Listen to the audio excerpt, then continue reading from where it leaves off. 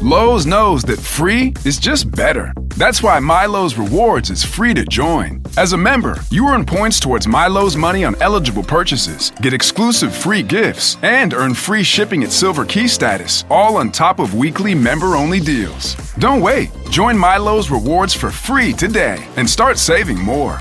Lowe's, we help, you save. Loyalty program subject to terms and conditions. Details at lowes.com/terms. Subject to change. Hey, it's Bobby Bones with some exciting news. Open booking is here for the Top Shelf Country Cruise, setting sail February 2026 aboard the luxurious Celebrity Reflection. Spots are filling up fast, so book your stateroom today or sign up to become a lineup insider to receive the final lineup 48 hours prior to the public. Don't miss your chance to make February 2026 unforgettable. Visit TopShelfCountryCruise.com. That's TopShelfCountryCruise.com. I'm telling you, it's great. It is not great. Oh, hey, guys. Cecil, Tom, will you guys talk to him? I'm also here. Hi, Heath. Hi. Talk to him about what? Who? Hello. Nothing. Jay? It's nothing. Noah's just jealous. Jealous of what? Me getting Broadway all to myself. Sounds super dumb. Thank What you. now? Look, everyone else is staying inside, so it's fine. It's just me and Coffee Steve. Coffee Steve, like he enjoys a caffeinated beverage on occasion? No. Burn him? Yeah, let's burn him. Let's just burn him. saying Let's just burn him? light him on fire. Agreed. 100%. Yep. Okay, guys, just to be clear, I am running out of clones. Yeah, Does not dissuade me. literally. In this economy?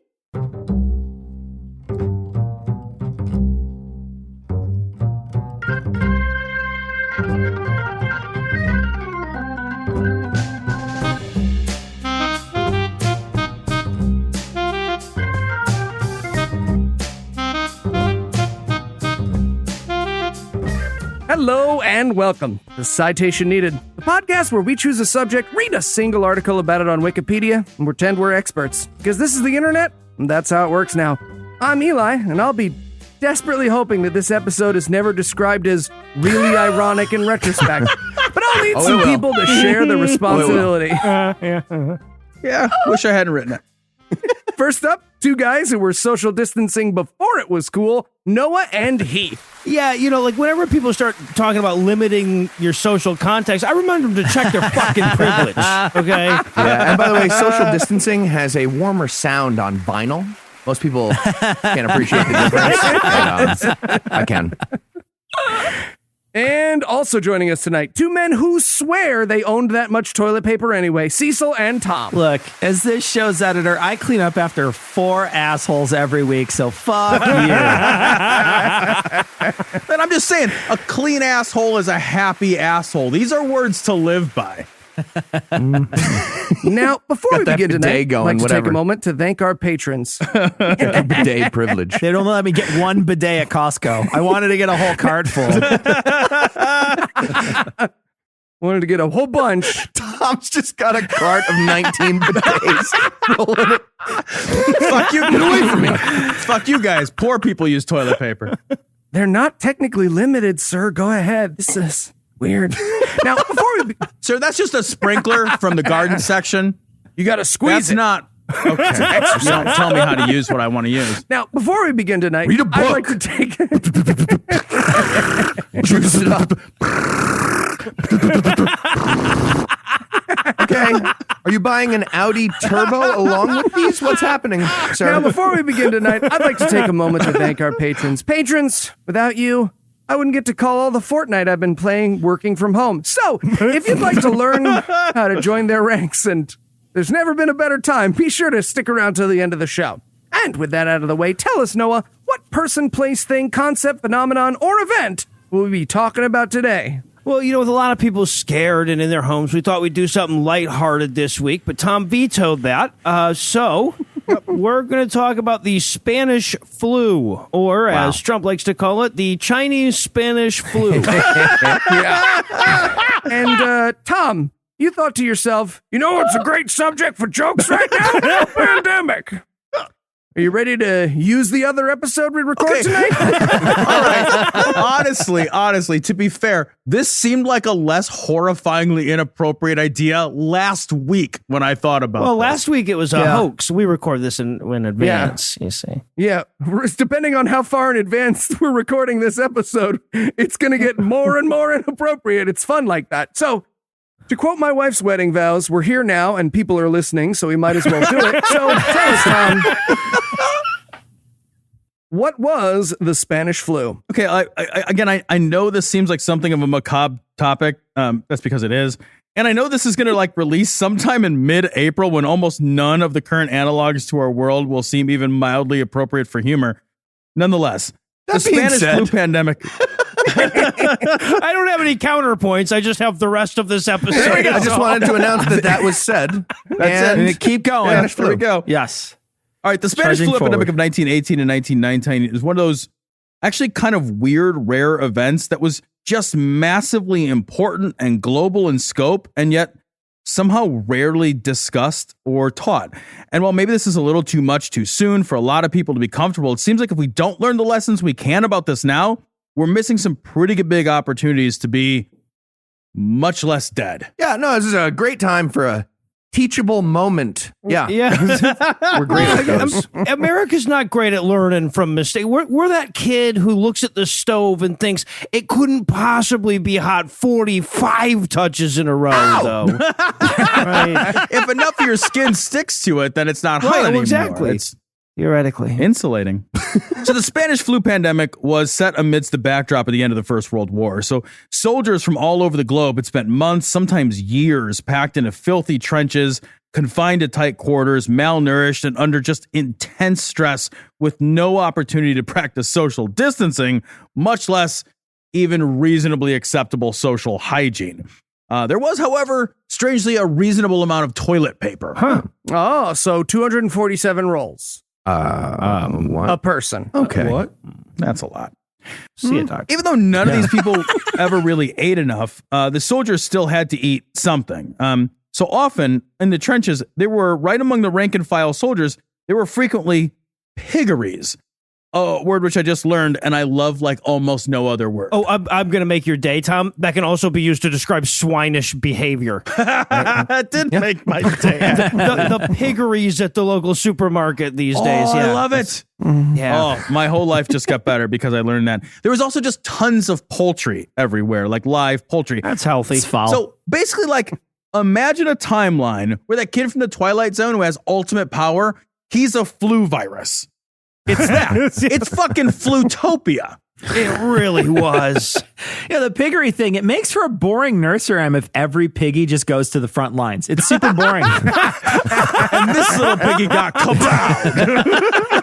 All right, so a new disease began to spread. The name, Spanish flu, that's actually something of a misnomer. A number of sources I looked at couldn't agree on where the virus originated, but all of them agreed that it was not Spain. The flu was actually called the Spanish flu because Spain was neutral during World War I. And because of this, Spain had one of the few national press systems that wasn't completely controlled by government censors, jealously trying to reshape the national narrative.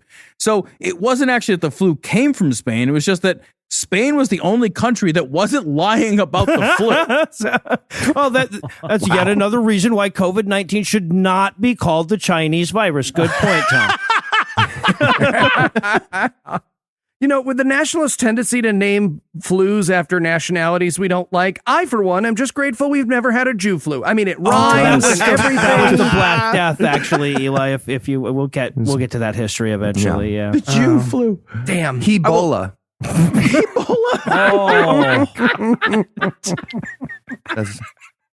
Somebody said... Go ahead. But since people are fucking stupid and they're gullible and they really need easy villains, this didn't prevent anybody from blaming Spain for the flu. In fact, the British press seized on the idea of the Spanish flu so hard that they blamed the flu on the weather in Spain, saying, and this is a quote, "The dry, windy Spanish spring is an unpleasant and unhealthy season." And then they had the gall to suggest that the wet climate of Britain might be better. This actually marks the only time in all of human history where Britons were able to pretend the weather wasn't the worst in the entire fucking world. Okay, but wouldn't that flu only survive in Spain then? Yeah. According to that? And mostly not in the plains. Just a COVID-19 is allergic to gumption and gun control. We're fine. We're fine. Just a bunch of Brits standing in the fog and drizzle. Ah, you feel that, Jenkins? Good for the soul. You're not even wrong. So as troops from around the world dispersed from the battlefield back to their home countries, they brought back with them this new form of influenza. This not only allowed the virus to spread more rapidly across more of the globe than had ever before been possible, but this also happened at exactly the wrong point in medical history. Cool. We haven't hit the right point yet, but as soon as we do, we'll let you know. Look, we even had a pandemic test run last year that we totally failed, but we didn't do anything to fix it because we were all taking selfies with the Dow Jones. So everything's great. We'd climb to the top and slide down. Yeah, it's more like that ride at like the amusement parks that doesn't have a slope. It's literally just a straight down drop that they just drop you from. It's one of those rides. Calculus doesn't even know what this means. This is I don't even know. This is crazy. So medical science had at this point, just about an hour ago or so, figured out that bacteria was a thing and it caused a hell of a lot of problems. And they figured out that topical antibiotics helped to fix a lot of those problems. So they discovered those and they began their very effective use during World War I in the form of sulfates. Viruses, however, are way fucking smaller than bacteria. So like with a very good light microscope, you can see bacteria. Those are visible. And although known to medicine already, viruses are much fucking smaller than bacteria. And so just inherently more difficult to study and understand. Viruses are actually so small that they're only visible with an electron microscope, which is a tool which wouldn't even be invented until 1931. And in case you're wondering, virologists out there, no, I am not going to bring up the Pandora viruses. What am I, some kind of pedantic, pretentious douche? Come on. Yeah, those ones only eat bamboo anyways. There's like a handful of them in a zoo, but they won't even fuck each other. It's a pain in the ass to it's keep so them around. hard. Jesus. They're always social distancing, yeah. So medical science, having just figured out how to successfully treat some infections caused by bacteria, they were entirely unprepared to even think about dealing with viruses in any meaningful way. Yeah, not like today where we have water, soap, and hiding from it like it's the monster from Bird Box. It's got all this great So stuff. the world now had a virus which had developed and spread among a diverse and immune-weakened population that then carried that virus often aboard overcrowded trains and transport ships across the globe to an unsuspecting populace. While this certainly contributed to the rapid globalization of the Spanish flu, another theory attributes its spread to the transport and abuse of Chinese labor. Okay, it's spread on American railroads. Got it. Not that far off. In 1917 and 18, nearly 90,000 Chinese laborers were mobilized to the Western Front. These laborers were sent in sealed transport containers for 6 days before arriving in France. They were tasked with digging the trenches, unloading trains, laying new tracks, repairing damaged tracks, a lot of train stuff. The illnesses of the Chinese, the containers? they were sealed. The sealed They didn't containers, like crack yeah. a window? It's hard to say if they said sealed. Sealed is the word that they used in the articles I read. So the illness of the Chinese laborers were attributed to, and I love this, Chinese laziness. And that's all that's like a pronoun, like Chinese laziness by the doctors. And their complaints were not taken seriously. And many of the transporter workers were seriously ill, and many others just died before they ever made it to France. Jesus, you're shitting so forcefully that the NASA ground launch sequencer engineer is giving you T minus 10 seconds, and your boss thinks it's because you're lazy. What the fuck? Jesus, at least at Amazon they do that regardless of ethnicity, right? That was fucking racist. But you have to do it in a bottle there. You have to do it in between. So still, the term Spanish flu stuck, probably because the flu quickly struck Alfonso XIII. He was the king of Spain. He became very ill and nearly perished from it. Soon, many Spanish politicians were taken ill, and an estimated 40% of those who worked in close confines would come down with the illness. This caused widespread disruptions in Spain. The tram systems in Madrid ceased to function properly, communication systems were in shambles, and medical staff was soon very overwhelmed. Cool and fun. Fun and cool fun. Cool fun. Cool, fun. Apropos of nothing. Oh, Jesus.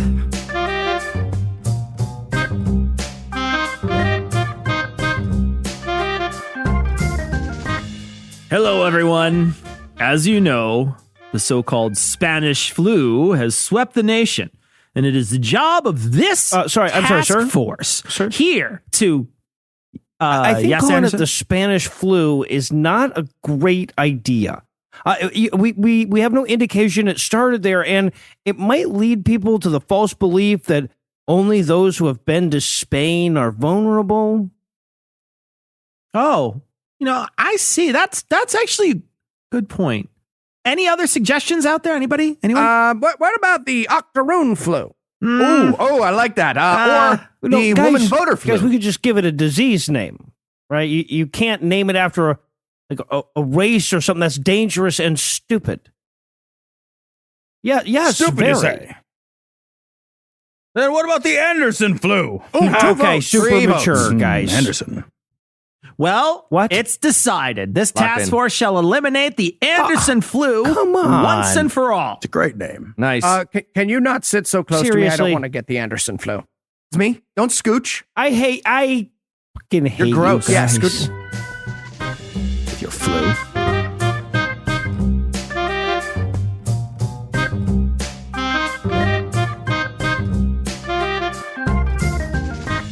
And we're back.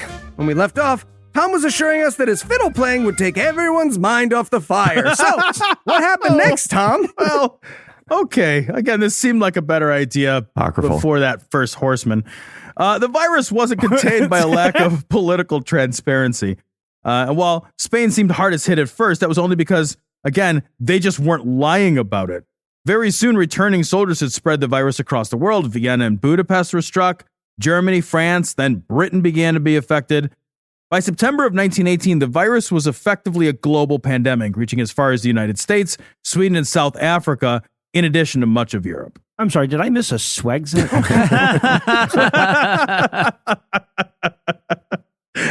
The virus itself was an influenza virus. That meant it caused problems primarily in the respiratory areas of the body.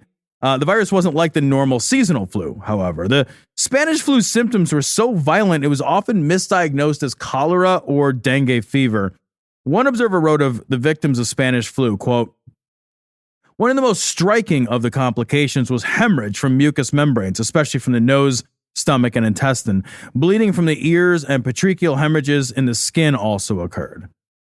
And then shit got even weirder. Like somebody was just spending random points playing Plague Inc., but just using real people. The New York City Health Department's chief pathologist said, quote, "Cases with intense pain look and act like cases of dengue, hemorrhages from nose or bronchi, paresis and paralysis of either cerebral or spinal origin. Impairment of motion may be severe or mild, permanent or temporary. Physical and mental depression. Intense and protracted prostration led to hysteria, melancholia, and insanity with suicidal intent. Although usually the cause of death was just pneumonia, as it often is. Yeah, with the flu. pneumonia's like the flu's tag team partner, except with your grandma instead of John Cena. Yeah, right. Sorry, I got to throw out a theory here. Severe or mild impairment of motion, intense and protracted prostration, hysteria, melancholia, insanity, suicidal intent. Guys, I'm pretty sure Eli has dengue fever. That's very true. Oh, the prestige! So this flu was also really unusual in that it was mostly fatal among a segment of the population that didn't often succumb to the flu. The Spanish flu killed mostly people who were otherwise healthy, striking down people in the prime of their lives, most deadly to people in their 20s and 30s. This was particularly terrifying as the world had just lost rather a lot of its young men in World War I, and now hot on the heels of one tragedy was this insidious new menace. The prevailing theory was that this flu, for the young and robust, sometimes triggered an overreaction of the immune system called a cytokine storm. Yeah, and that was way more fun when it was reuse special move in Street Fighter 2, the Cytokine Storm. Down and then to the left and low punch. Down, left, low punch. You got to roll it. So I'm not going to pretend to understand everything that a cytokine storm entails. What essentially happens, though, is that the immune system senses the problem, goes completely fucking apeshit crazy, and the immune response is so aggressive that inflammation gets wildly out of hand, and then the organs and tissues are just ruined from the massive overreaction. Get everything at once. It's Flu Gehrig's disease. Oh, Jesus Christ. It's like basically the flu caused young people's immune system to just like hand over their cellular beer, scream YOLO, and jump off a cliff. Whole time the immune system's screaming, "Stop hitting yourself! Stop hitting yourself!" Yeah, right. This seems like the fucking immunological equivalent of voting third party to burn it all down. So, yeah. No, definitely more prevalent among people in their 20s and 30s. I get that, though. I see why that. Oh, man. Yeah. A lot of countries went for accelerationism on this one. It's going to go good. It's going to go good. Yeah, right. So the advice that people got might sound pretty familiar from 100 years ago. Doctors had no idea how to treat the flu, so they just tried really hard to reduce its spread. Patients were ordered to be sequestered from others. People were encouraged to avoid large groups. And this may sound familiar as well. Some people did a much better job at others in heeding this fucking advice. In September of 1918, the health commissioner in Philadelphia warned the city that if they were not careful, a lot of people were going to be very sick. Instead of listening, the very next day, 200,000 people gathered together for the largest parade in the city's history in support of the sale of Liberty bonds. Within 3 days, every bed in all 31 hospitals in the city were completely filled. Thousands had fallen ill. And within a week, 45,000 people were sick. Wow. Yeah, but at least everybody else didn't have to watch the paraders on fucking Facebook like idiots. Putting YOLO hashtags on the fucking beach. Idiots. All right, where there's sick people, there are also bullshit cures and those who seek to profit from the desperation caused by fear and misery. So people were told to eat some cinnamon. What? Delicious, if somewhat ineffective cure for the flu. Others were told to drink more wine. Okay. Still others were admonished to consume a specific beef broth called, and I fucking love this, Oxo's meat drink. Oh, God, there's two words that never belong right next to each other. Then there's also a company called Formaments, and they just told everybody that everyone should suck on 4 or 5 of their vitamin lozenges every day to avoid, quote, infective processes. Just a Russian guy in a fake mustache wandering around telling people not to take ibuprofen. He bumps into a middle-aged Jim Baker selling cupfuls of colloidal silver to people. So, of course, all those fucking cures are bullshit, and soon things began to crumble. Businesses were shuttered. Schools closed, as did theaters. People were advised to stop shaking hands and to stay indoors. The city of New York even made spitting on the streets illegal, though I guess it's still perfectly legal to just piss anywhere you like and then dump your garbage on the front stoop. Well, sure. The cops did like spitting sting operations, hiding for long hours in the garbage forts on the sidewalk there, you know?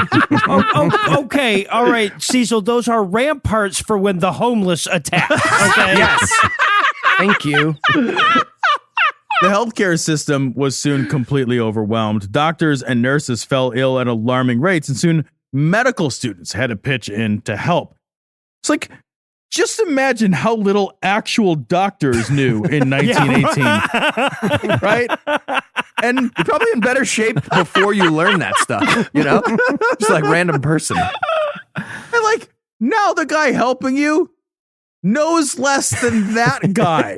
Like, he's still in school. It's essentially healthcare provided by a series of animated Mickey Mouse brooms wearing lab coats covered in blood. Yeah. Now you got to be stuck on a Disney cruise to see that. Yeah, the boat is the Dying King. Yeah, the Dying King. Nice. So the bodies then began to pile up. And well, that's usually a metaphor. Here, this is very much not a metaphor. This is a thing that happened. The rate of fatality was nothing short of astonishing, and there was simply no system in place to deal with the dead. Nurses visiting homes found patients sick with the flu lying in bed next to family members that had already succumbed. Mortuaries were so backed up with bodies, they resorted to just stacking the coffins outside.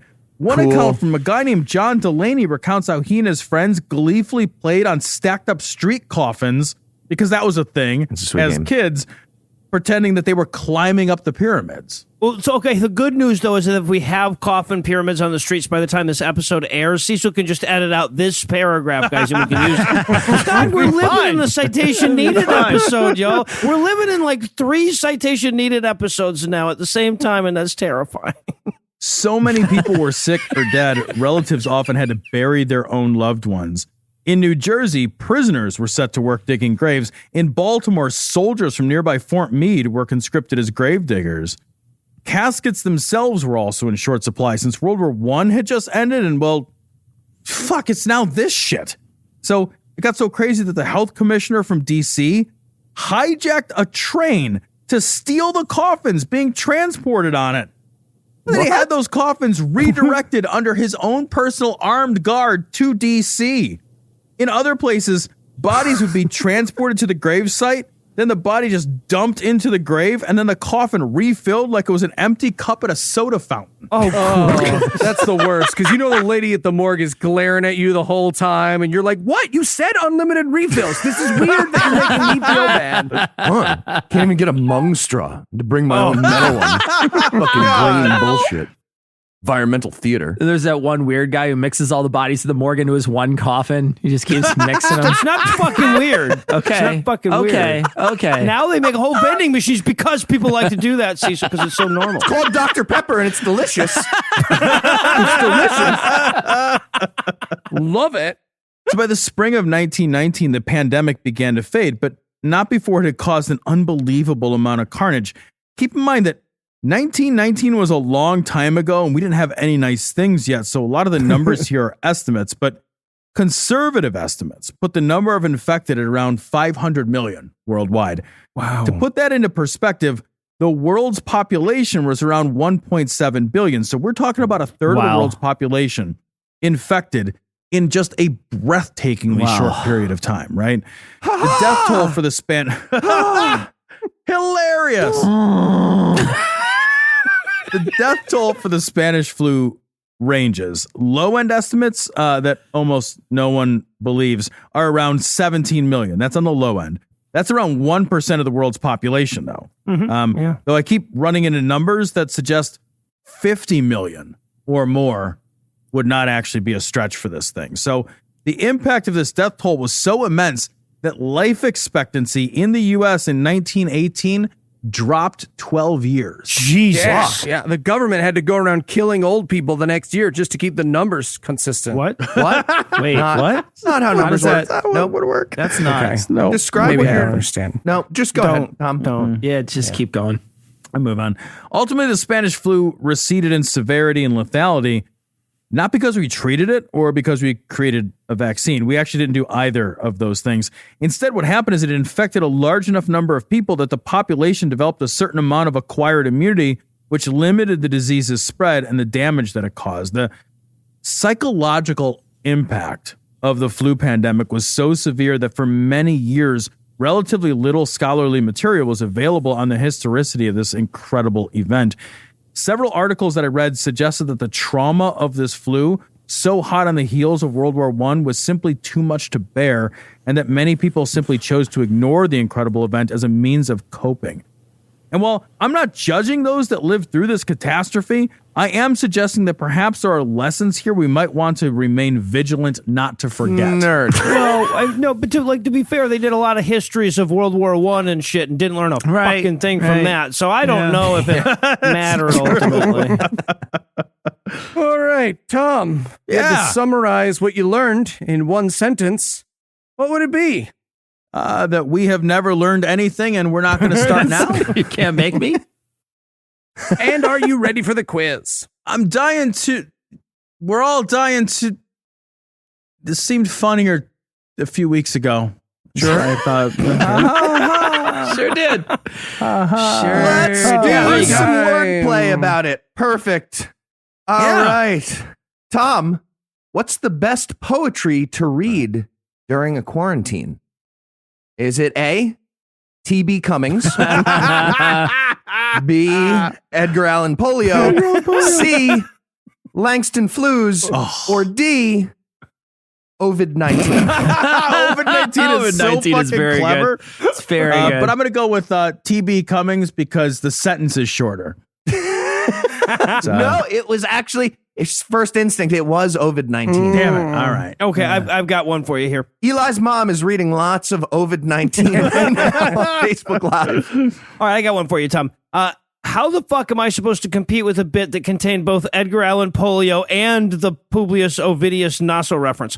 A, saying Ovid's whole name out so it sounded like I was smart enough to get that joke without Googling it.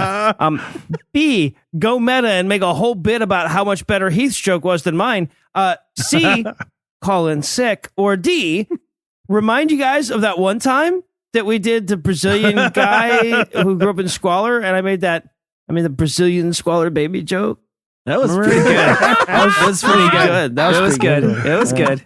It was good. All right. Well, it can't be D because remember when is the lowest form of conversation. So I'm going to call in sick. I'm just going to go ahead and call in sick. That with is you, buddy. correct. It is call in sick. That's what. Yep. All right, Tom, since we're naming diseases after people we don't like, what would be a better name for the Spanish flu?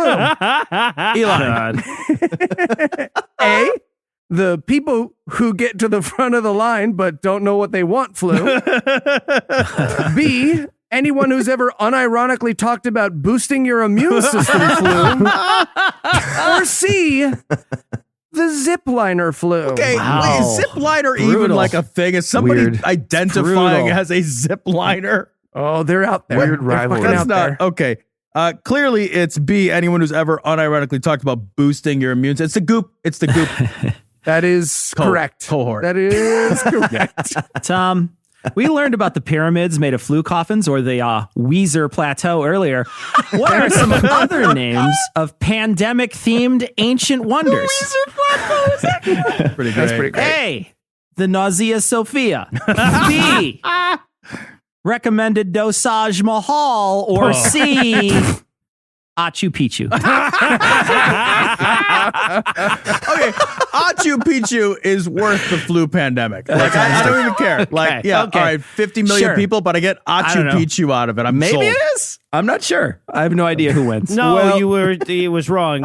Sorry, it was the Nausea Sophia. It totally was. Yeah. And by the way, Heath's was right earlier too. It's crazy Sure. like that. So Cecil wins. Yes, Yes, exactly. I guess. Yay? I Sure. don't know how that works. Even though I'm not really the No, actually, it's supposed to be. it I should was be the Noah. winner. Noah's actually. supposed to win. Let's do I it. This, won. let's do it this way. Noah Let's do it this way. wins. Hooray for me, Heath! You get to do the essay next time. What is happening? All right. Well, for Tom We have Cecil, a system. We have to stay with it. God damn it. Everybody's going to be confused. Jesus Christ. Noah and Heath, I'm Eli Bosnick. Thanking you for hanging out with us today. We'll be back next week, and by then, Heath will be an expert on something else. Between now and then, Cecil will run out of swords to shine in his house. Heath will be making toilet scotch. Noah's life will be unchanged. I'll be dead, and Tom will write an essay about it. And if you'd like to help keep this show going, you can make a per episode donation at patreon.com/citationpod or leave us a 5-star review everywhere you can. And if you'd like to get in touch with us, check out past episodes, connect with us on social media, or check the show notes, be sure to check out citationpod.com. And remember, stay the fuck home. If Yeah. you can. If you can. If Eli gets killed by John Bennett Ramsey, that's like the funniest thing ever. I got it. That's pretty good. Yeah, that's pretty funny.